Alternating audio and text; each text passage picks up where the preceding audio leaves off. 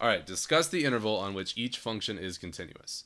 So we're just going to think of the graphs, and we're going to do some various things. So this is not a simple thing necessarily. So A, when is the graph of tangent continuous?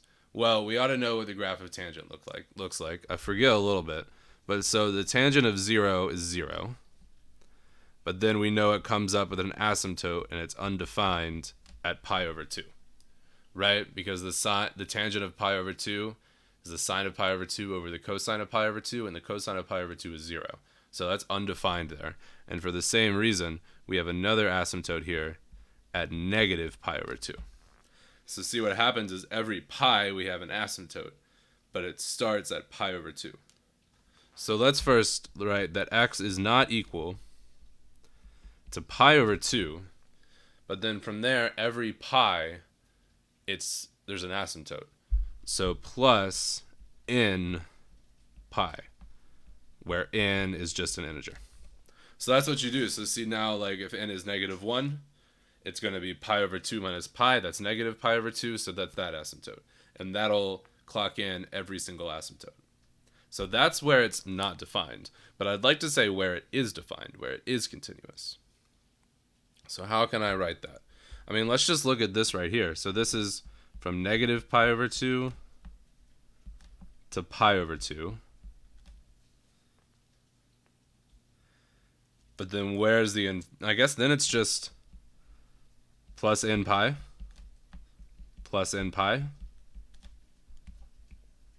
That's a good way to write it, right? So it's from pi... When n is 0, it's from negative pi over 2 to pi over 2. When n is 1, it's from...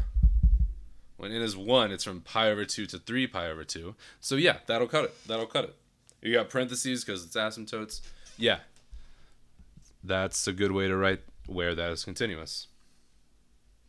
Okay, so the last one, well, the next one, sine of 1 over x. So sine of 1 over x is definitely continuous, except for at 0. But at 0, this function, at 0, it's equal to 0.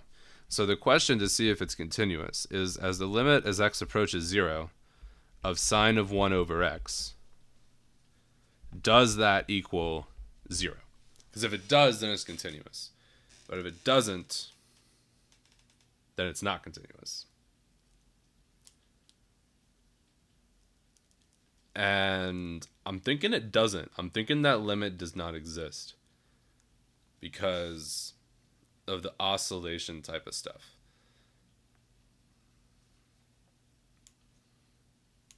Because you think... Yeah, I mean, that's not continuous. That's the one that oscillates infinitely, right? Because if you have like the sine of 0.1, that's if x is 0.1, then it's like the sine of 10. If x is 0.01, it's the sine of 100. So it oscillates faster and faster as it goes to the middle. So that limit does not exist. It does not equal that. It equals d and e. So this is continuous from negative infinity to 0 and from 0 to infinity. But I don't think that's continuous at 0. We're definitely going to check these answers, by the way. Now, this one, on the other hand, I do like this one. I do like this. Because this, the limit as x approaches 0 of x times sine of 1 over x. I do like that is equal to 0. I like that that's equal to 0 because as we plug in things closer to 0 here, that's going to make the sine of 1 over x not matter anymore. So even though the sine of 1 over x is going to oscillate infinitely, that multiplying by x is going to hold it in between there. And so I really think that one should be continuous from negative infinity to infinity. So I'm kind of curious, before we look at the answers, let's see if I can look at the graphs and see if I agree with my answers. So if we look at sine of 1 over x. Yeah, see how that oscillates infinitely. That's not going to approach anything. But when you multiply it by x, see now it is quite clear that it is approaching something. I think that's quite clear that that's approaching 0. It's oscillated infinitely. but that's clear that that approaches 0. So I'm down for there being a hole there, but the hole is filled by the second part of the piecewise function. I'm confident with those answers. Let's see what they have to say. So here, yeah, they did that. They didn't do it in interval notation, so I one-upped them on that. So we got it right for A. For B, because 1 over x is continuous up to 0. Yeah, so g is continuous from negative infinity to 0 and 0 to infinity. Yeah, so we got that right. C, h of x is continuous on the entire line. Yep. And then there's our graphs. That is beautiful. Love getting answers right.